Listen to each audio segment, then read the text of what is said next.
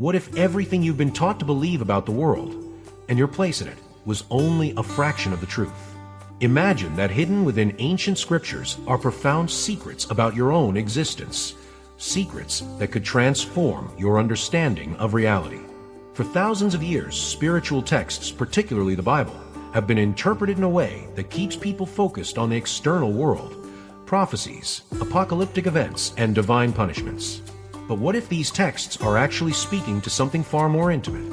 What if they are symbolic maps, guiding us to the hidden depths of our own consciousness? Today, we're exploring a different perspective, one that suggests the Bible, and especially the book of Revelation, holds the key to unlocking the potential within each of us. This interpretation draws from the work of scholars like William Donahue, who has spent decades studying these ancient texts through a symbolic lens. According to Donahue, these scriptures aren't just stories of divine wrath or cosmic battles. They are metaphors for the internal struggles we all face. To begin this journey, we must understand the concept of the 7 chakras, energy centers that run from the base of the spine to the top of the head. These chakras are more than just mystical concepts. They represent levels of consciousness that one must ascend to achieve spiritual enlightenment. Ancient traditions across various cultures, from the East to the West, acknowledge this idea of spiritual energy rising within the body. As you climb these 7 levels, you awaken parts of yourself that have been dormant for years, perhaps even lifetimes. The idea is simple yet profound. As you align these centers, you unlock new dimensions of awareness, enabling you to see beyond the ordinary and tap into the divine essence within you.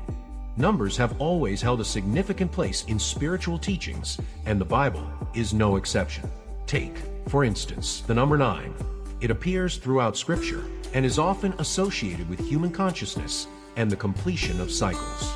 But what does it really mean? The number 9 symbolizes a state of higher awareness, the culmination of a journey where one gains the wisdom to see beyond the surface.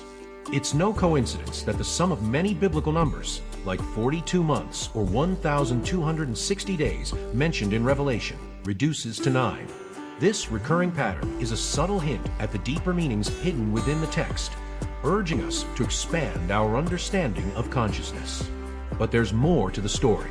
According to Donahue, the infamous number 666, often interpreted as a symbol of the devil or evil, actually refers to something much closer to home. Rather than an external force threatening humanity, it represents the lower mind, the part of us driven by fear, doubt, and material desires.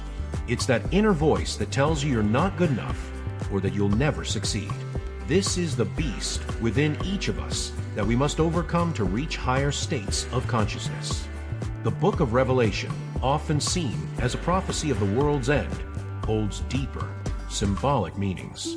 According to Donahue, it is not a literal account of future destruction, but rather an allegory for the personal battles we face within ourselves. The wars, plagues, and chaos described in its pages represent the internal conflicts between our ego-driven desires and our higher spiritual aspirations.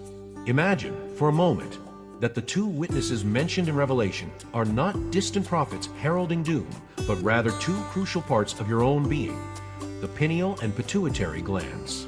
These glands, nestled deep within your brain, are known to play significant roles in regulating your body's rhythms and, intriguingly, in altered states of consciousness.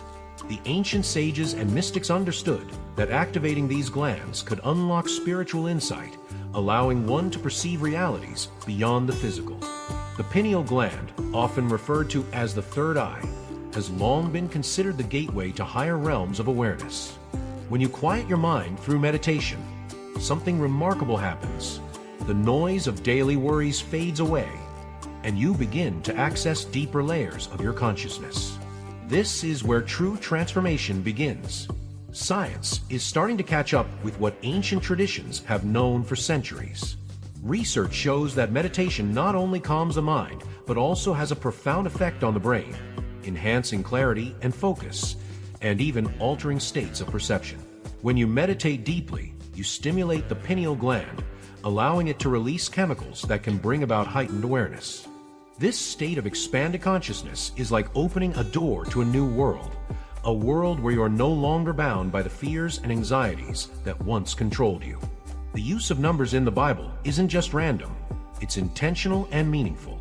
The number 3, for example, signifies rebirth and new beginnings, as seen in the resurrection of Jesus after 3 days. The number 7 is linked to divine intervention and transformation, symbolized by the 7 laps around the walls of Jericho that led to their collapse. And then there's the number 144,000 mentioned in Revelation, which many believe to represent the chosen ones. However, Donahue suggests it symbolizes the state of higher consciousness. If you add the digits 144, 1 plus 4 plus 4, you get 9 again, emphasizing that this is about reaching a state of enlightenment rather than a literal count of people. One question remains. If these deeper meanings were known to ancient scholars, why were they hidden from the masses? The answer lies in the power structures of religious institutions.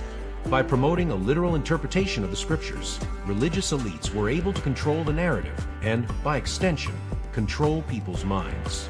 If individuals were to understand that they could connect to the divine directly, without the need for intermediaries, it would pose a significant threat to those in power. But now, in an age where information is more accessible than ever, these secrets are beginning to surface. People are waking up to the idea that spirituality is not about dogma or fear, but about personal growth and self-discovery.